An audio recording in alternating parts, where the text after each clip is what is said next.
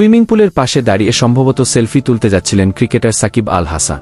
তার ঠিক পাশেই দাঁড়ানো ঢাকাই চলচ্চিত্রের বর্তমান প্রজন্মের আলোচিত অভিনেতা জায়েদ খান। হঠাৎ দেখা যায় সাকিব তার হাতে থাকা মোবাইল ফোনটি সুইমিং পুলের পানিতে ছুঁড়ে ফেলে দিয়ে হেঁটে চলে যায়।